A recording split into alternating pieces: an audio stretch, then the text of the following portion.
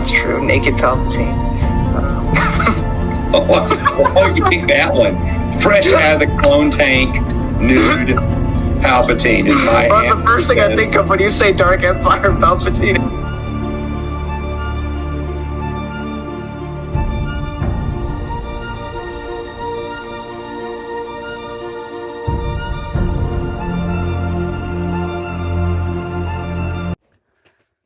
Hello, everybody, and welcome back to the Star Wars Expanded Universe.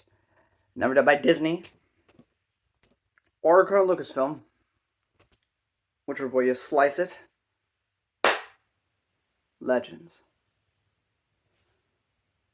Fate of the Jedi, Book 6, Vortex, by Troy Denning. I'm really trying.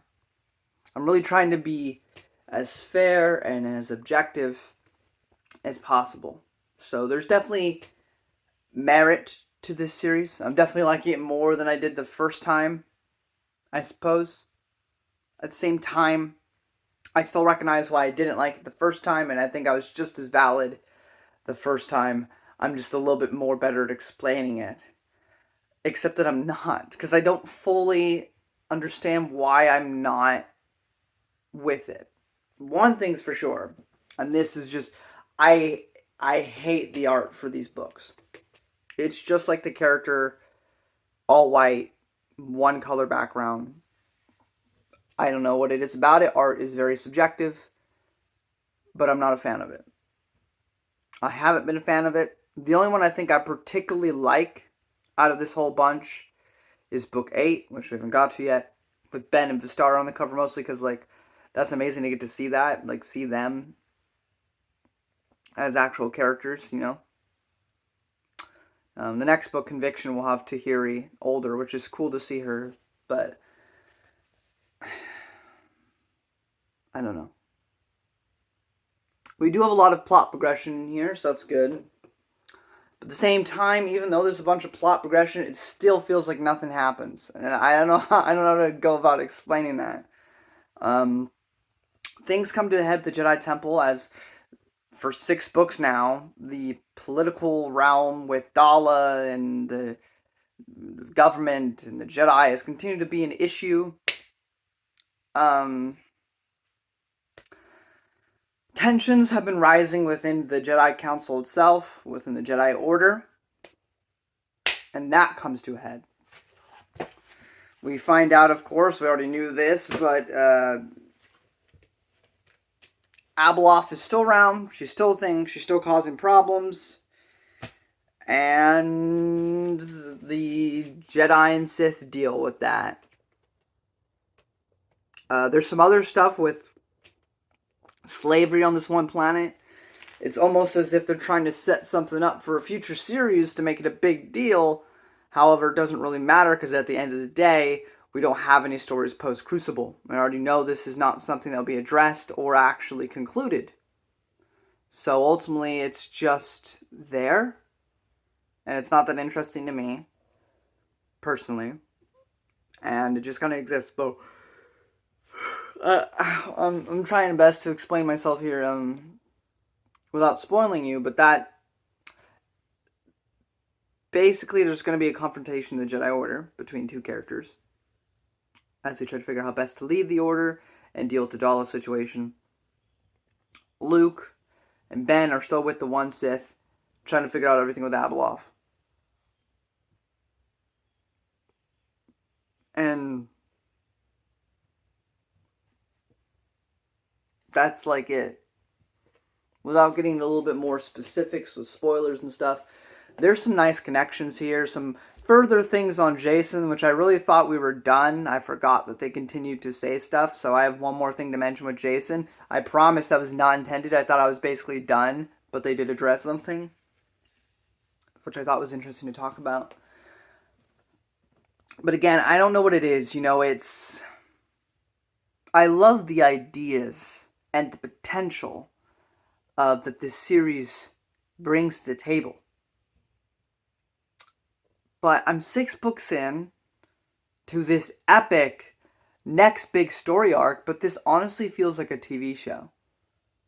Like, when I talk to friends about New Jedi Order, I talk about doing like a Game of Thrones type New Jedi Order series because there's just so much there to, you can't really do it in just a movie.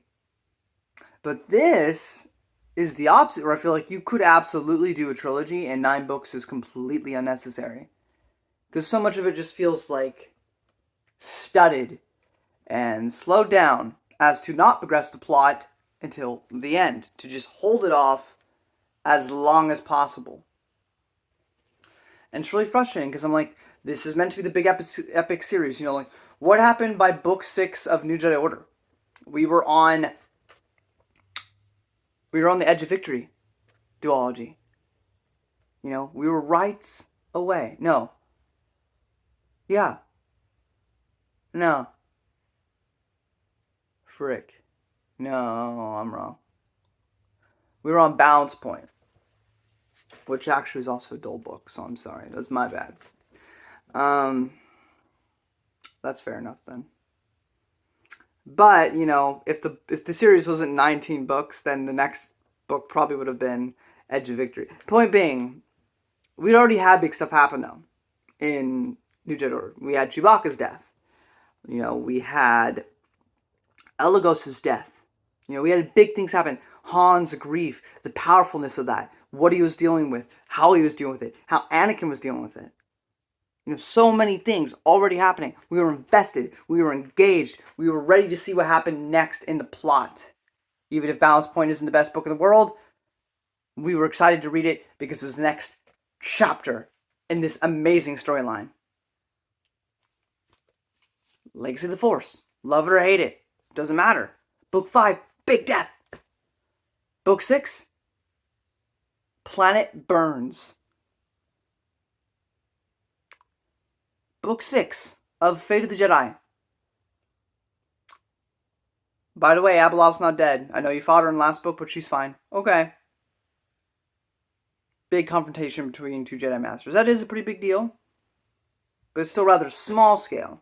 Do you see what I mean? This is this eldritch horror, this Lovecraftian threat in the Star Wars galaxy with Abeloth, this bringer of chaos, this destructive darkness, this thing that is supposedly such a big threat that the Jedi and Sith must put their differences aside and work together to defeat a greater evil.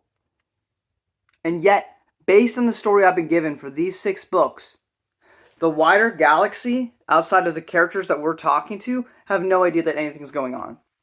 Dala has no clue. She just thinks the Jedi are a problem. You know, and I mean, that's part of the story. It's part of the point. But I meant New Jedi Order, you knew the Vong War threat because everybody knew it. Every book. Everybody was affected by it. There's not one person living a decent life during that war. Everybody knew that something was going on. It was a big deal. Legacy of the Force was a lot smaller in scale. Sure, there was the civil war between Corellia and the New Republic or whatever, the Galactic Alliance, and there's Jason falling to the dark side, but for all intents and purposes, I mean, this was all relatively small scale, which I think was the right choice because they focused more on the emotionalness of the characters and how they'd react to something like their child going to darkness. But to the overall galaxy, sure, they were upset with him politically and everything. But ultimately, to the galaxy is a big place. Most of the people in the world were not affected by it. My point. Fate of the Jedi introduces this godlike entity. But they don't really do anything with it. And it's so... How can I be 6 books in and just feel like nothing's really happened and that it's not that exciting? Because it just... And I guess that's subjective, but it just hasn't been to me. And so I've just been struggling. Again, Supernatural Encounters deals with Abeloth, and that stuff's really interesting and really intriguing, and they actually make her seem powerful. You know? Like, you can go bigger than NGO. This is the one and last time that you're able to go bigger than NJO. Because you have this godlike threat. Make it feel like that. But so far, it is yet to do so. So that's pretty much it for non-spoilers. I don't know. A lot of people do like this series. Don't just take my personal opinion on it. A lot of people love the series. Maxine, a friend of mine, she loves it. I think Brennan's a bit more positive about the series than I am. But I don't hate it. It's not Bounty Hunter Wars. It's not Approaching Storm or anything. It's fine. But fine is insufficient when it's meant to be this 9-book epic. You know what I'm saying? Like, if this is just a trilogy or a one-off novel, that'd be one thing. But this is meant to be the next exciting big chapter, because, again, when the EU was around, George was never going to make sequels. People can try to change the narrative however they want, but the only reason George offered sequel ideas is because Disney planned on making sequels. So he's like, okay, well, if you're gonna do it, here's some ideas.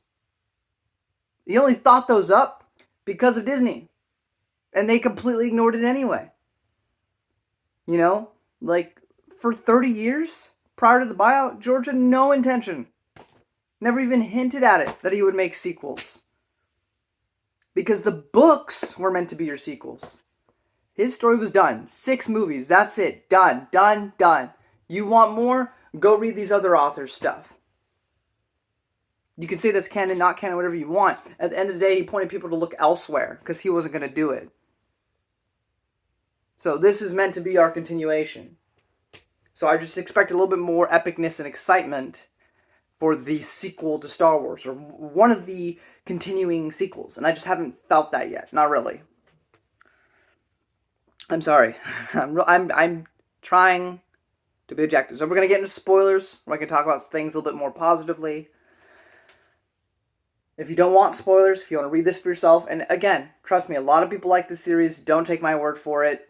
Figure it out for yourself. I'm just giving you my opinion because this is my channel and my review. So, let me know what you thought about it in the comment section below. If it's widely different, be civil.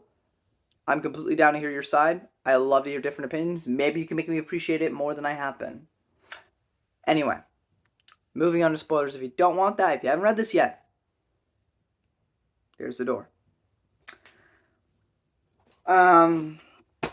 And near the beginning, there's this debate or confrontation between Han and Dala in front of the Jedi Temple, and that was a really great scene.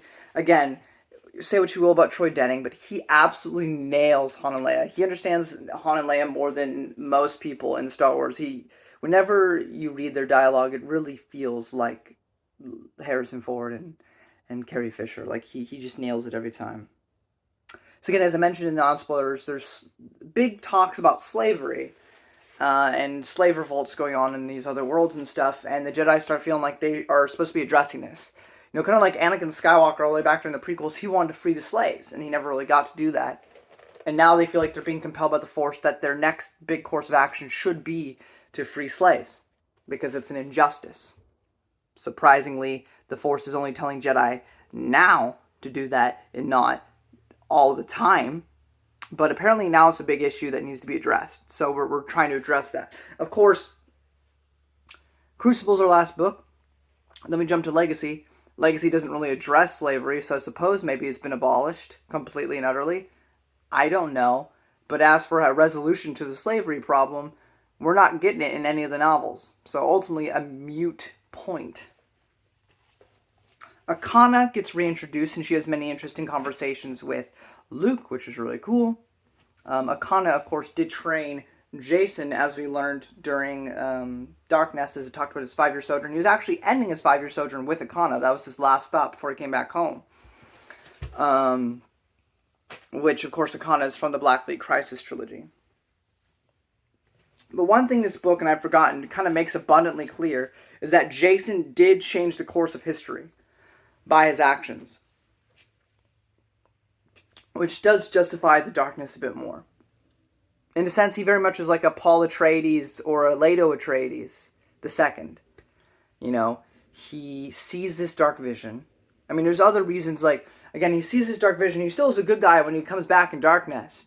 But all this stuff makes it easier for him to be consumed by this darkness.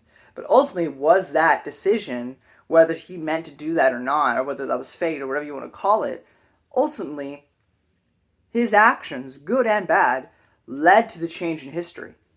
Because if Darkness and Legacy of the Force didn't exist, if Unifying Force was just it, and Jason remained as he was in Unifying Force, then what this book is seeming to say is that the Dark Man on the throne would take over. Now, was that originally meant to be Jason? I don't know. Was that meant to be Crate? Probably not, actually. It's something else entirely that we never get an answer to. But the Dark Man was going to take the throne until Jason did everything that he did. Now the future's changed. Now Alana shall rule on a white throne. So tragically, ultimately, whether on purpose or by being manipulated by, Lumaya and other things to come down this path, ultimately everything that Jason did led to a good future outcome. The golden path, you might say. And I think that's where I'll leave it there, where I still believe in all the nuance. I still believe that Jason came back from his 5-year sojourn, even after seeing these visions that we learned about in Faith of the Jedi, as a good person. But his values have changed, and what he's willing to do has changed. But then further that, he may see a vision of this future daughter he's going to have, and it's very important that she be on the throne because that will be the best for the future of the galaxy. But that's all logical. That's all analytical, right? And Jason's always been super good at that, super good philosophically and all that, and seeing the grander picture. But actually seeing a child in your arms having that, physically, emotionally, completely changes perspective. Because if you notice books 2 and 3, after he has the kid in Darkness, he progressively gets more and more like Dooku, I guess, where he's doing a lot more actions he wouldn't have done prior. But again, by the end of book 3, he's still a good guy. He's not become a Sith, he's not become a dark Jedi. Everybody considers him still a good person, despite the morally great decisions he makes in that series in secret. But most people, even when they sense him in the Force and everything, still consider him good. He's not hiding it. He's not pulling a Palpatine. He's not pretending to be good. He is good, despite the fact that he's willing to do certain things. All that Darkness does is simply sow the seeds for something worse to come upon him. And then, of course, Legacy of the Force happens. And we have Lumaya talking to him about Darth Vectivus or whatever. Whether he exists or not doesn't matter, because ultimately she just has to convince him that you can use the dark side, that you can be a Sith and still be a good person, because the light and dark side are all arbitrary. You've learned this. You know this. It's the unifying force is so much grander than all. You can be good regardless. He just needs that seed to be implanted, and for him to accept that, to slowly descend. And as we see through the series, he does. My point being, though, beyond all of that, ultimately all of it in the grand scheme was necessary for whatever change. And again, we're not explicitly clear on that, and I don't think we need an explicit answer for that. Just that the events of Legacy of the Force and Darkness ultimately, do the butterfly effect of 1,000 different things changing like that Jason turning to the dark side, half the fans hated. But in the grand scheme of the whole universe as a whole, he saved the world by allowing Alana to be on the throne, at least for a time, until Crate would show up. But again, I get the impression, when they talk about this Dark Man, that it is something, that it's not Darth Crate. Whether it was supposed to be Jason originally, doesn't matter. Because ultimately, Jason he didn't do much as a Sith Lord. He made some political problems, sure. But ultimately, it was not that bad. It would have been bad maybe if he had stayed alive. I don't know. That's all speculation, but he didn't stay around long enough to really do anything to really change the course of history negatively. As a Sith, anyway. But then it makes you wonder. Now, this is purely having fun, but maybe Jason remaining in the light and not going to the dark side not only wouldn't put Alana on the throne, but would change history in a course where, if you take into account supernatural encounters, which I know is going to trigger some people, but if you take supernatural encounters into effect, perhaps the ending to cult encounters wouldn't happen. Perhaps it'd be a much darker ending, if not for certain events taking place. And again, sorry, this is me harping on one particular fact, which is Jason, because Jason's one of the most intriguing parts of the New Jedi Order era and beyond. So that was probably my most hyped moment, because it just got me thinking and thinking and thinking and thinking and thinking, as Jason always does, because Jason's my favorite character in the Star Wars expanded universe. But, so there's a lot of cool things and interesting things to kind of dissect there. But ultimately, Akana and Luke talking, the book is trying to kind of definitively say that whatever you think about it, it doesn't matter, because at the end of the day, Jason's decisions changed the course of history. Now Alana shall have the throne. So that was cool. Then we get the big confrontation. A lot of the Jedi have been losing faith in Kenneth Hamner over these books. Now, I've heard in the past people call Kenneth stupid, and I really can't agree. He's being completely logical about everything.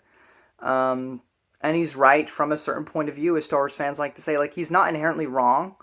The issue is that, you know, as a leader, yeah, you do lead, but you also have to take what your, you know, followers say into account. And everyone's saying that, no, you're wrong, we have to do this. He should probably side with his fellow Jedi, you know, but he sides with, no, we got to stick by the law, we got to do that. You know, and it's not like the greatest piece of storytelling ever, but I understand his perspective, and he's by no means a villain or anything. He's doing what he thinks is best. Luke put him in charge. He's trying to hold on to that responsibility, but the responsibility just really shouldn't have been thrust upon him. I mean, Luke did it. He trusted Kenneth, you know, but he also did it because he knew it would appease Dala. If he chose somebody else, Dala might not have been as cooperative. Not that she ever was truly that cooperative, but she started off in the beginning being relatively easier on everyone until he got worse and worse. But, you know, he's trying. He just isn't fit for the leader role. And so Kenneth and Saba Sabatine, one of the best creations by Troy Dunning, fight. And neither of them want to kill each other. They're both fellow Jedi. They're both good people. They don't want to hurt each other, but they're fighting each other for control of this. And ultimately, you know, Saba accidentally throws him over like a large gap, but she picks him up with the Force. She saved him. That's her friend. However, Kenneth believes this so strongly that he's willing to throw his lightsaber to break this thing. I forget the thing. That will, you know, stop them from, I guess, leaving with the stealth axis. I kind of forget. It doesn't really matter. Point is, Saba has a choice to make. She is a strong Jedi, but she's not as strong as Luke or anything. If she's going to stop that lightsaber, she has to have full concentration on it. If she does so, though, she drops Kenneth, and Kenneth dies. Or does she pick Kenneth back up, and Kenneth wins, ultimately? And she makes the decision to stop it, which means Kenneth dies. And it was a really good part of the book, probably one of my favorite parts of the book outside the Jason mentioned. But it was a really good section, and that was genuinely really good. Like I said, there are really good moments throughout this whole book series. I just feel like the books as a whole, these like 300, 400 page books I'm reading, just don't really justify the length. Anyway, but that was a really good scene. And even though Saba is extremely against it, the Jedi make her temporary Jedi Grandmaster till Luke returns. We also learn that Akana dies because Abeloth is still alive. And guess what? We get Luke versus Abeloth round 2. And this will be a recurring trend. There'll be more rounds than 2. But of course, our heroes survive. Abeloth does not die. And we'll see what happens further in Conviction. Of course, Tahiri's also having a trial throughout these books, which I've forgotten to mention. And while it's interesting, it's ultimately rather boring and just feels like a weird sidetracking plot from the main plot, which is really important. I don't know, like you could have like literally done like Tahiri's trial, like a book, and just made that be its own thing, as to not ruin the pacing of the main story. Like that's the thing. Like it just like cuts away from the main plot to talk about this. And why I like Tahiri, and I like the struggle, and I like how she's dealing with her light and dark sideness of all this, and dealing with the events of the Legacy of the Force, and like having consequences in the previous series. Like I love that. I love continuity, and I love using story beats to further another story. But it just feels so out of place here. And we got other stuff to worry about. But it's here. It's fine. I don't have too much to say about it. She, you know, does she trust her kooky old man lawyer, Bothan, because he's kind of acting like Yoda, but like not silly, but like like he's an aloof old man that doesn't know what he's doing, or does she trust him? Is he actually a genius, or is he just an outright fraud and like insane and stupid and dumb, and a whole bunch of things with that. And I could go on analyzing it and telling you all about it, but I just frankly didn't find it that interesting. But that is something also going on in these books that I forgot to mention in non-spoiler. But her trial's been going on for a bit now, like since book 4, I want to say, or book 5. So I don't know, I don't remember, but it's been going on for a bit. Anyway, that's about the gist. Book 6, Vortex by Troy Denning. Not my favorites of Troy Denning's, obviously. Not my favorite of this whole series. So far, 3 was pretty good. 5 had its moments, but 3's been pretty peak so far. 3 was like the best that this series has been so far. There's also a lot of good moments in book 5. Well, yeah. Overall, it's been a series. But we're on to the last 3. And then after that, we only have Mercy Kill and Crucible. And we'll have read through all of the Expanded Universe novels second time through. Yeah. Up next, we have Conviction by Aaron Alston, his final book for this series. And he'll return one last time for Mercy Kill. And we will never, even if the EU gets continue to get another book by him again, because sadly he passed away. But still, we have a couple more books with him to enjoy. And then that'll be that. But yeah, thank you all so much for watching. If you enjoyed this video, give a thumbs up. Sharing up a ton. Don't forget to subscribe. And may the Force be with you.